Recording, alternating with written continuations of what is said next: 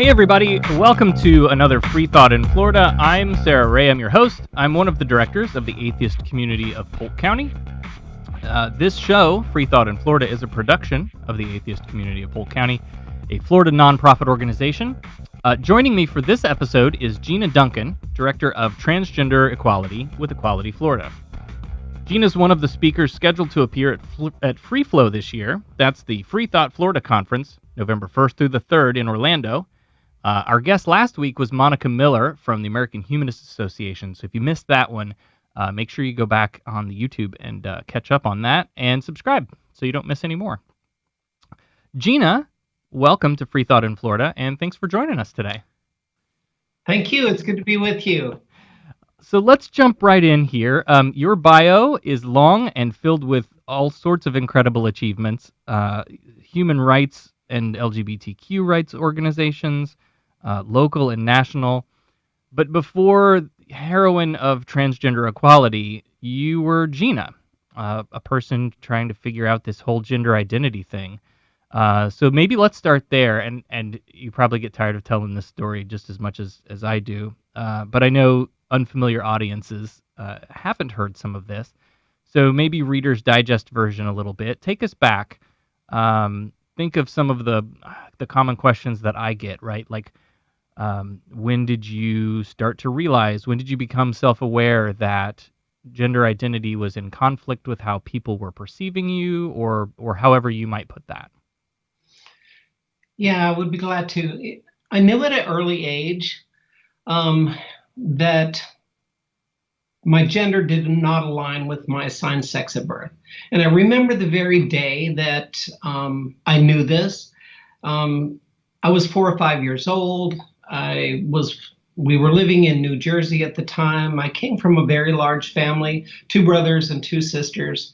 And I remember walking out in our front yard on this particular day. And I remember this day like it was yesterday, flipping a football up in the air. I had my favorite Nerf football. And across the street, the Moriarty door burst open, and the Moriartys were this amazing Irish Catholic family who had actually 9 girls. Wow. They're good friends of my parents, and the Moriartys kept trying to have a boy, and they had 9 girls. Anyway, the Moriarty girls and my sisters come bursting out, running across the street, heading to our house, laden with dresses and wigs and boas and makeup and all this kind of stuff. And as they went by, my sister grabbed my arm and said, "Come, go with us. We're going to go dress up." And for some reason that morning I went with them. And when my sister finished polishing my nails and dabbing lipstick on me and putting on this little flowery sheath, I knew and I felt for the first time that I could truly breathe. Wow. And I knew at that moment that, that was kind of my authentic self. And I knew it was something that would never leave me.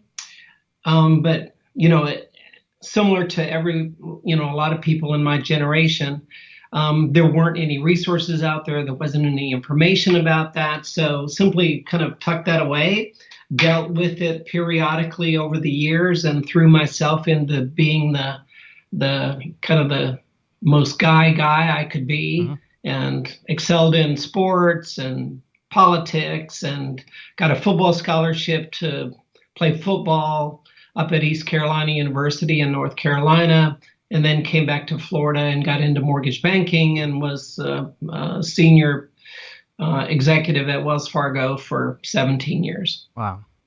I think when I talk to people about this, because I get that sort of question a lot too, I always try to make it a point to say, ask more people, because there isn't a trans experience. We all have very different.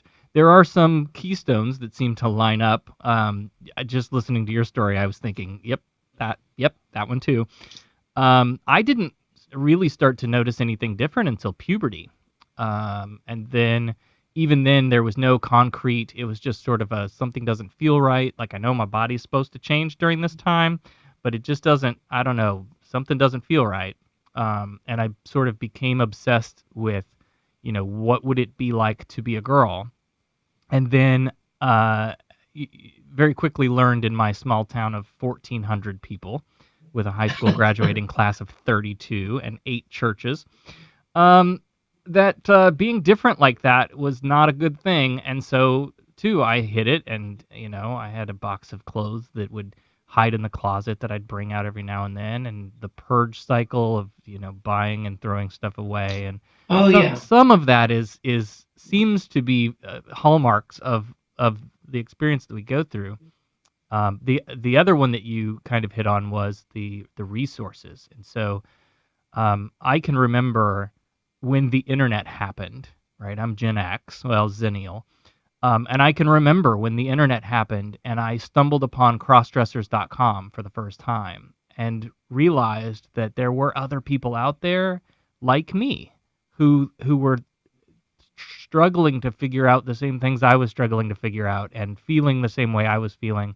And it opened a door from my small, rural town in the middle of Illinois into this whole community.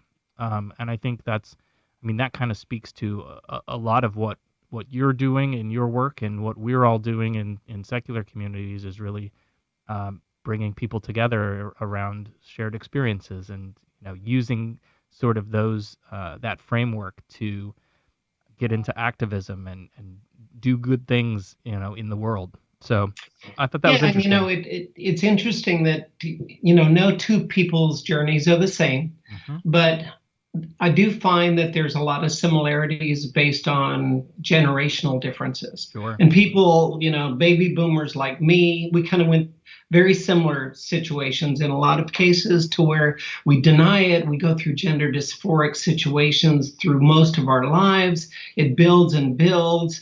I, like you, I remember when I was regional manager with Wells Fargo, I was overseeing 26 branches from Jacksonville all the way down to Miami. And I had my stash in my car, and I would work until 5 o'clock. I would check out with my branch in Jacksonville, let's say. I would check into my hotel. And as soon as I checked in, I would cross dress at the Hmm. time Sure. and totally transform into Gina. And I would simply drive around Jacksonville, breathing the air as Gina and kind of getting my fix of my true self and my feminine self. And that was how I coped. Yeah. And it built and built until when I turned 50, I kind of like said, I can no longer live this lie. So I decided when I turned 50 that I would transition. Yep. And there's a classic misnomer that we're choosing to be this way. The only choice we're making is to either live or not, really. In many cases, we were talking before we got on. So many in the trans community, we have higher rates of suicide than any other subcategory of human metric that anyone counts. We have higher rates of homicides, particularly trans women of color. So nobody chooses to live a life where your church turns your back on you because you're different, and you face you know uh, mental health issues that most people don't have to deal with, and the potential of being hurt or murdered. You don't choose that life. This is who we are, and the only thing we can do is choose to open that door and be who we truly are, in spite of everything. Yeah, it's sad that since I've been doing this work now for over 12 years, that attempted suicide rate within our community has hovered around the 41% Yeah. for that whole time. It hasn't decreased. With more information out there and that kind of thing, the challenges that people face in transitioning if they do decide to do that, and that's really the only choice involved. Gender chooses us, Yes. and whether that aligns with our assigned sex at birth or not Hmm. is what either makes us transgender or not. And if we are transgender, then what do we do with it? How do we cope with it? We experience gender dysphoria. There's pushback in all kinds of segments of society. So, how do we eventually deal with that? And for many people, they decide to transition. Other people decide that they want to sadly, life 2.0, maybe next time my soul will get put in the right body kind of thinking. So the suicide rate is something we're trying to address in a very holistic way, and someday bring that number down. Right. And you talked a little bit about sort of the education and information and awareness, and just in that time, I would say, and this is a biased experience, of course, but it seems to me that general acceptance has gotten a little bit better, and we're talking, from 0.01% to maybe 3 or 5%. Like, it's not a total acceptance out there in public, but I've certainly felt a difference in my own life, and some of the statistics seem to bear it out. Beyond that, what are some of the things that you and the folks at Equality Florida are doing, some of the other work that you do there? Well, we live by an adage that within the transgender community, visibility leads to awareness, and through awareness, people will hopefully want to know more and get educated. And once people are educated and no longer fear the unknown, that we will move closer and closer towards equality. Oftentimes acceptance is in there, but I don't really like the term acceptance, because that's kind of putting the onus on us to be accepted. Right. But at Equality Florida, we're trying to work on this through a very holistic lens. And this really came about due to the murders that occurred last year. As you might know, the state of Florida led the country in transgender murders last year with five. Five women of color were murdered in Jacksonville. One young lady, a transgender woman of color, was murdered in Orlando, and one in Northport, which is just south of Sarasota.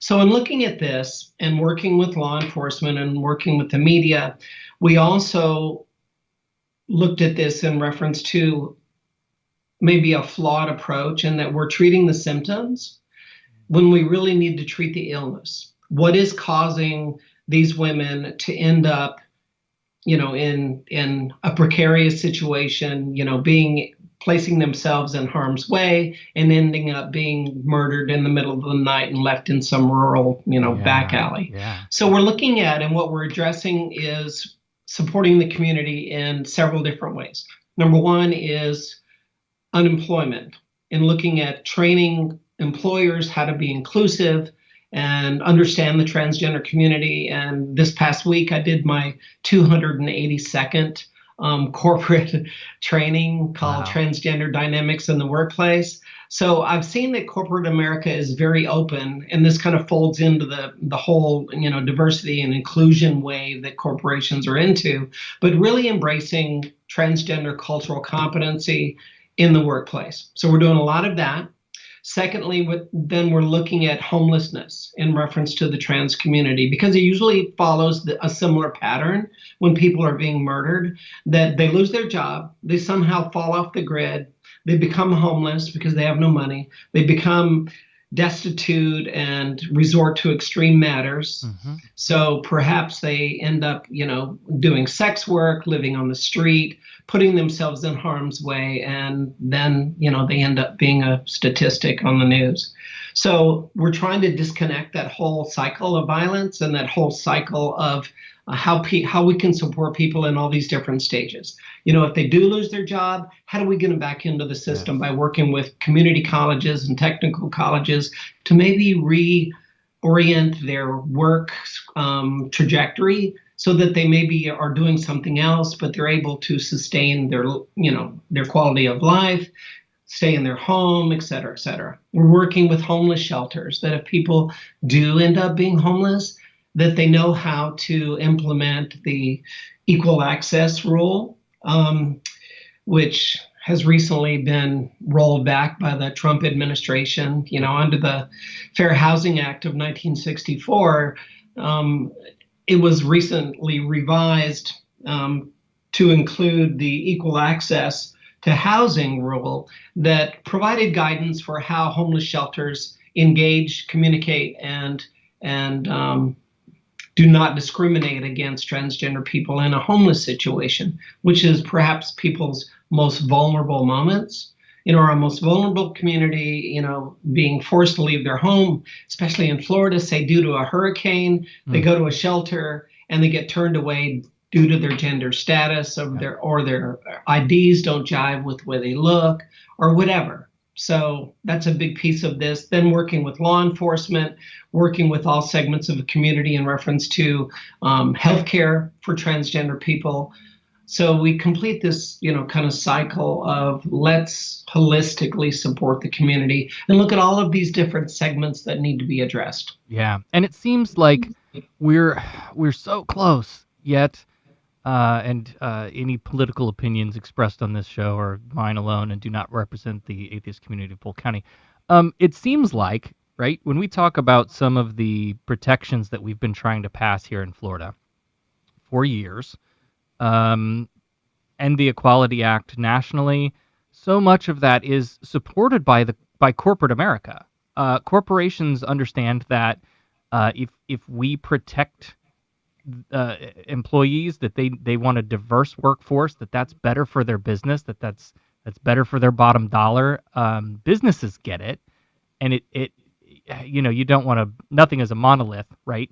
But you seem it seems like corporate America has a little more pull in the legislative office than anyone, and yet here we are year after year. Um, Sometimes these don't even make it to the floor to be discussed. Yeah. And that you're exactly right in the fact that Equality Florida recognized that early. And in introducing the Competitive Workforce Act over 10 years ago, our coalition was built around progressive, inclusive businesses because we saw that corporate America truly did get it.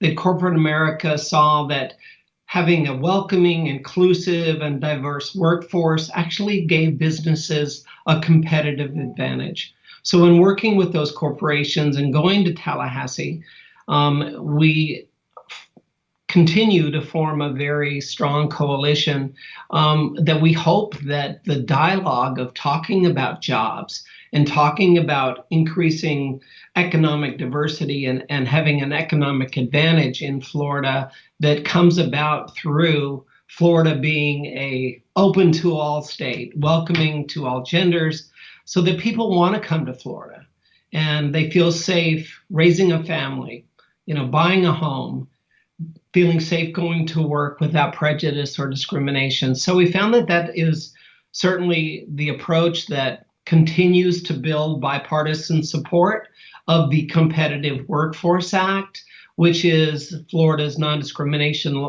bill that unfortunately has only seen the light of day one time 2 years ago. But we will be bringing it to the floor again each year. It continues to get more and more co-sponsors. Last year, it was the second most co-sponsored bill in the legislature, yet due to leadership, it never saw the light of day in committee. So we continue to work on that, and we will continue to work on that until we get it passed. Yeah. And while we're still sort of speaking while I'm still speaking in somewhat generalities, it seems it's sort of frustrating to us in the secular community that the organizations that seek to do harm, that seek to prevent LGBTQ folks from full participation in society, often have a religious hat on their head. I have a fond saying that whenever someone is attacking my community, it's usually someone wearing a cross or a MAGA hat, or more often both. And there's, that's a generality, but there's some truth to that. So when we look at, adoption agencies and homeless shelters and all of the various public services, like let's set aside the bakery and the florist for the moment and talk about these public services. A lot of times the ones that say, look, we're not going to adopt a kid to you because you're gay is, Catholic Charities or another religious sort. It comes from a place of religion, and as secular communities, that just frustrates the hell out of us. And so one of the things that I think is is extremely important for us to do, sort of going forward. I think we're at a flashpoint here where if we can bring together the LGBTQ communities and the secular communities to work together for these common ends, then I think we're a little bit stronger. From your position with what you do with Equality Florida, how are we doing on that? Are we starting to really get those gears turning? Yeah, and that was perhaps the biggest surprise in doing this work, and working for human rights ordinances all across the state. And at this point, we passed 42 human rights ordinances across the state over the last 20 years, to where now almost 70% of the population of Florida is protected against discrimination based on sexual orientation and gender identity and expression in the areas of housing, employment, and public accommodations. Mm-hmm. What shocked me at my first public hearing at a county, courthouse or a county chambers, was that our opposition was the faith community. Churches would bus in buses after buses, hundreds of people who were carefully trained in certain messaging, intent to their dialogue. And that was our opposition to civil rights. That was our opposition to, being treated equally under the law and not being discriminated just based on your gender. So number one, it was surprising. Number two, so how do we address that? So over the years, we've developed a strategy that has seemed to work in the fact that we try to work to a place of shared values. We have the faith community over here, we have our community over here, and we feel like there's this movable middle who is still trying to learn, who is still, they may have a transgender relative, a niece or nephew or something like that, and they're in conflict somewhat with their religious beliefs and, how they feel about their niece or nephew or grandchild. So we're working to meet people where they are and share shared values. And what does that look like? Things like everyone wants to be treated, treat thy neighbor as you would want to be treated. Everyone wants to, be equally under the law. Everyone wants to be able to, carve out their own piece of the American dream. So we work on all of these shared values that as Americans that we have always found to be topics that bring us together and don't divide us.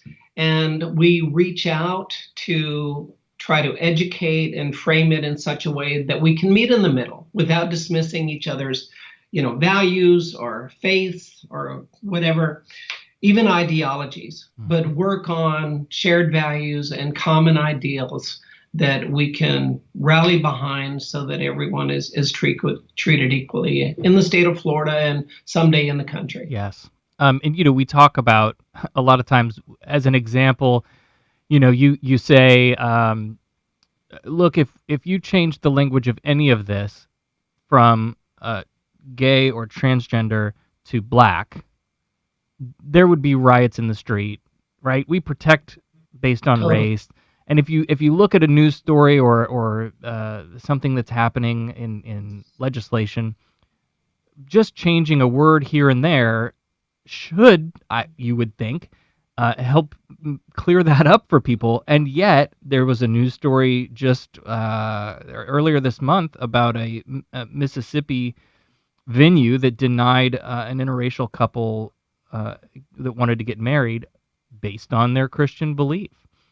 And so one of the broader point to that, I think, is in looking at the Civil Rights Act and the way that religion is preferenced in order in our country. At what point does the right to swing my fist into your nose? At what point does your right for your religious belief end at infringing upon the rights of others, harming others? And right now, that scale is not evenly distributed. There's certainly a thumb on the scale of sort of the privileging religious folks' right to discriminate, and we see that in all of this Project Blitz legislation that states are filing left and right. Um, and so, this is a messaging point that we talk about often in our groups, is that American Atheists has a saying: when equality is under attack, atheists show up, right? And again, the idea is that oftentimes when equality is under attack, it's coming from a place of religion and trotting on the line of separation between church and state, and that is something that that is kind of core to what an atheist activist should be interested in. Um, and then on the other side of that, we try to remind people, look, there are religious people who get it. There are a lot of folks out there who disagree with us on the God question, but understand that protecting the separation between church and state protects their religion too.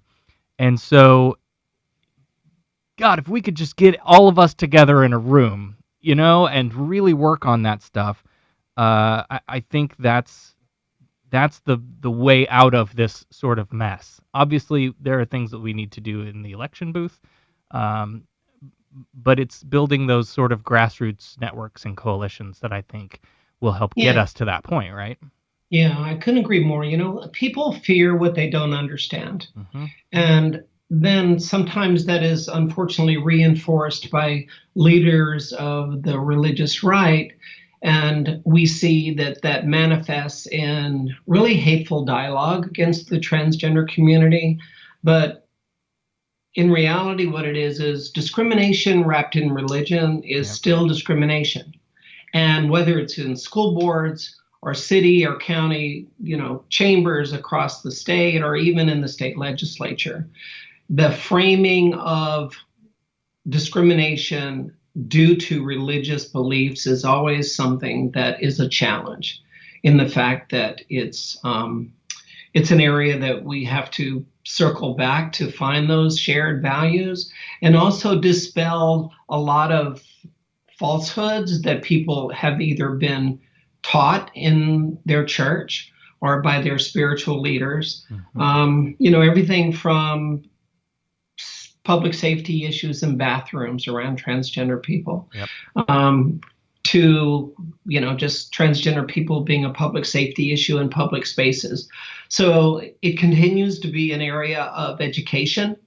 We are finding that more and more faith leaders are standing up with us to push back against these really flawed arguments in reference to the transgender community and bathrooms and public safety and that kind of thing. So we are seeing movement, but it's through, and it will continue to be through not only the agnostic community standing with us as well, Hmm. but also in converting faith leaders to where we all want the same thing, Right. for people simply to be able to live their truth, live an authentic life, provide for their families without violence, discrimination, or bigotry.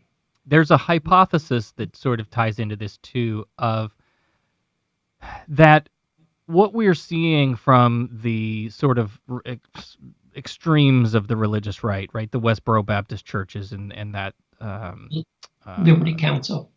right, yeah, Matt Staver and company, and what we sort of see coming from them is they're the squeaky wheel, they're the ones making the most noise, but is that the sort of last gasps of a dying breed, right? Is their brand of Christianity really so fringe now that they have to make that much noise to get noticed, because the sort of Overton window of belief has shifted in a more liberal way where churches are becoming more accepting. Mm-hmm. So, I do think so. And we saw this in Jacksonville 2 years ago after, gosh, a 5-year battle to pass the most recent human rights ordinance in the state of Florida, where we added 1 million people to the ranks of the protected against discrimination based on sexual orientation and gender identity. And Jacksonville's human rights ordinance was passed due to a coalition of advocates, a coalition of the business community and the faith community coming together to say that they wanted one of the largest cities in the country by geographic area to be an inclusive and welcoming place for all Floridians. So when the coalitions come together, it is a beautiful mosaic of intersectionality from all of these different areas. And the faith community can be amazing advocates to educate, to make people aware in reference to the falsehoods that are being used against civil liberties of people across the state. And Jacksonville was a great example of how all of those segments of the community came together to finally get this done to protect over 1 million people. That's a bit of a selfish, I guess, lead in because we're starting to see now Equality Florida is I don't want to use the word targeting because that sounds bad, but focusing on cities in Polk County for human rights ordinances, equal rights protections. And so we are in close contact with folks in Equality Florida so that when those things come up, I know we just had one person write a letter to the Davenport commissioners as they're considering or were considering theirs. And so, we as as a secular community, again, seeing that a lot of this opposition, when you go stand in these commission meetings and listen to the people who get up and say, well, you shouldn't let these people this, it often comes from a religious place, and so we definitely want to be a part of the solution because equality is something that we value as humanists. So for my people, for the atheist community of Polk County folks who are out there watching and listening, keep that in the back of your mind. Those are going to start popping up in more of our communities, and I want us to be prepared to go in and say, look, I'm a citizen, I'm a business owner, I work and live in this community, and this is important to me. So Yeah, I couldn't agree more. The atheist community, the different segments of our community, all are so important to be at the table. All are so important to be to making their voices heard in reference to, civil justice and everyone being treated equally under the law in the state of Florida. We do see that the work to be done right now is in more rural areas. Most of the major municipal areas have passed human rights ordinances, but we still have a lot of work to do. We still have this patchwork of counties and cities who have human rights ordinances.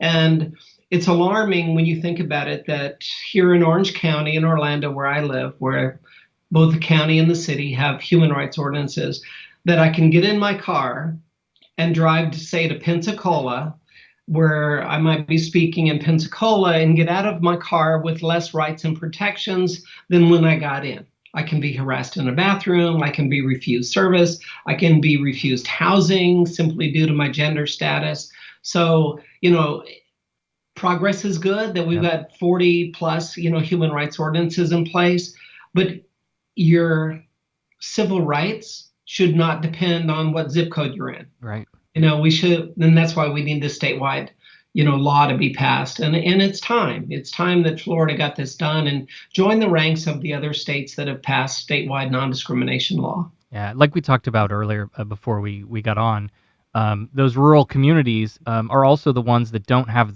the resources right around the corner for trans people to go seek out, and so it's even more important that like they're at higher risk for certain things just by living in a rural area.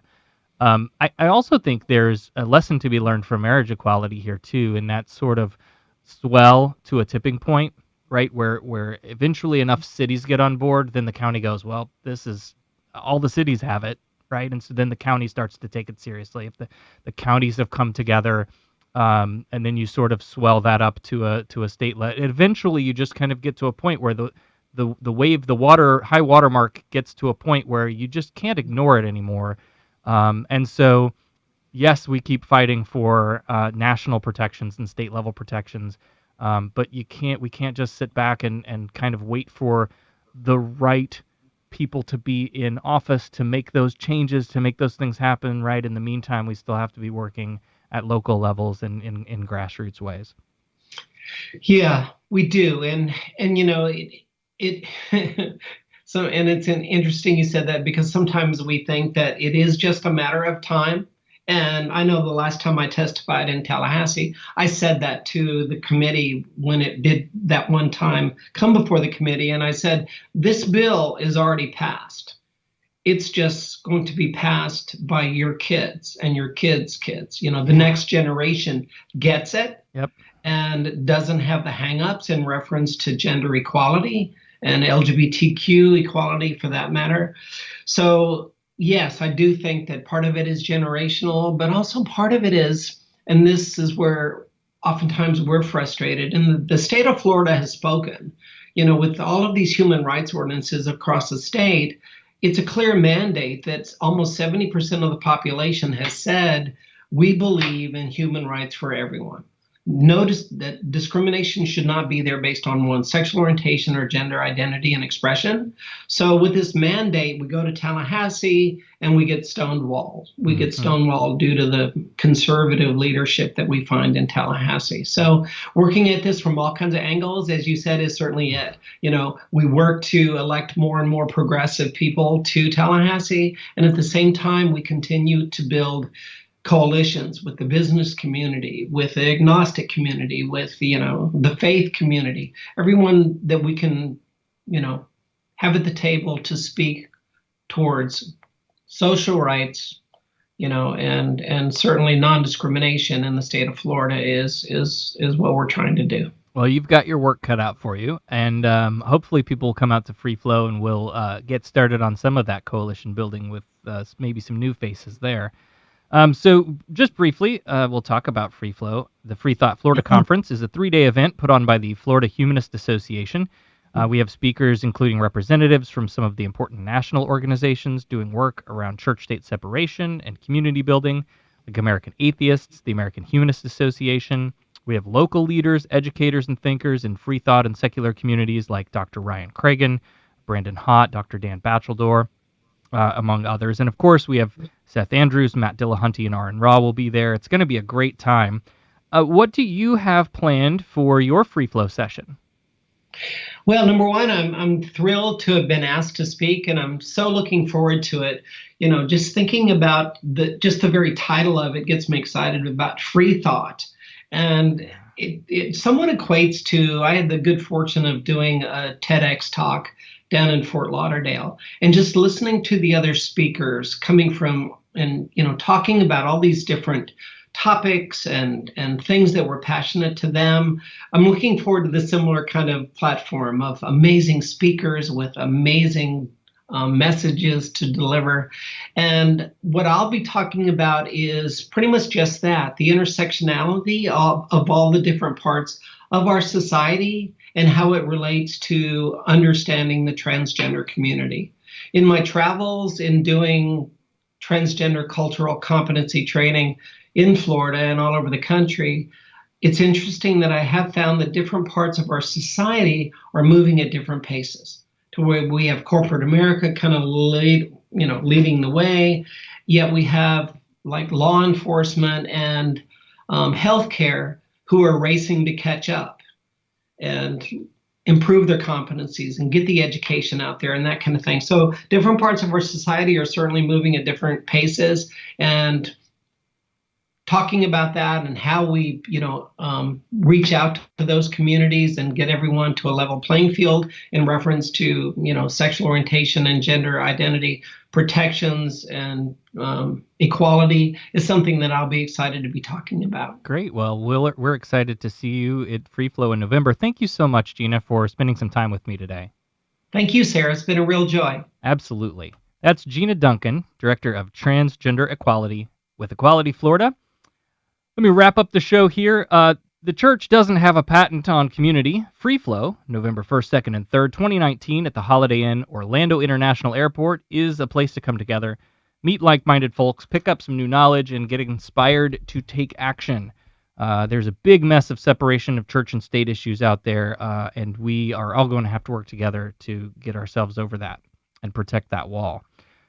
Free Flow is a retro theme this year, so Friday night we've got the Cocktails and Costumes kickoff party. Saturday night we've got dinner with the comedian Devin Siebold and the Orlando Gay Chorus performing. Of course, Saturday and Sunday we have speakers and workshops and exhibitors. It's just going to be an awesome weekend. Go to freeflow.org right now to register, freeflo.org. And as always, if you want to learn more about the atheist community of Polk County, go to polkatheists.org. We post all of our events on Facebook and Meetup. Every other Saturday, we work on cleaning up a 2.2-mile stretch of Old Dixie Highway that we've adopted in Auburndale. And now we've started to go out for breakfast after we do those cleanups. We have a monthly educational speaker series, and those meetings are at the Lake Wales Public Library on the fourth Saturday of the month at 2 p.m. The next one is this coming Saturday, 28th. Mario Morano, who's a licensed mental health counselor, he'll be talking about religious trauma syndrome, the harms of religion, and the associated recovery from that. So we'd love to have you join us at any of these events. You don't have to be a member or even an atheist. You just have to be polite, respectful, and willing to learn. So find all of that information at polkatheists.org. Register for Free Flow at freeflow.org. And hopefully we'll see you at one of those events soon.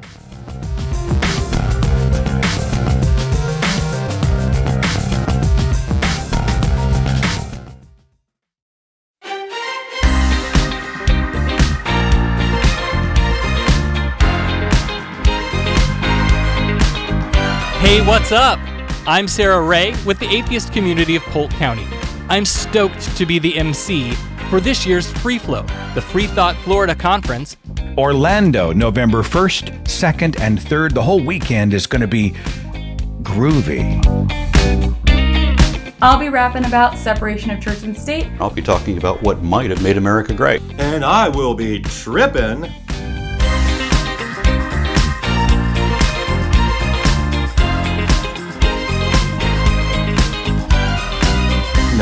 No, I will not be doing any tripping. I'll be talking about the role of science in secular humanism. Evolution education. Community organizing and activism. Transgender equality in America today. Americans' attitudes toward, wait for it, agnostics. I'll be giving the skinny on how summer camp can help build a secular community for kids. Science education here in the Sunshine State. Black feminism, free thought, and progressive politics. You can get your groove on at the Friday night cocktail party. Friday night cocktails and costumes party, which kicks off the weekend. We're going to lay down that funky music until we die. Costumes are optional, but at least some disco will be mandatory. I personally won't be there unless there's disco. Join me and hundreds of other science enthusiasts, atheists, secular humanists, heretics, feminists, skeptics, non-believers, Satanists, and freaky freethinkers. Tickets are at freeflow.org. That's freeflo.org. So do me a solid and register today at freeflow.org. Catch you on the flip side. They should let me write these.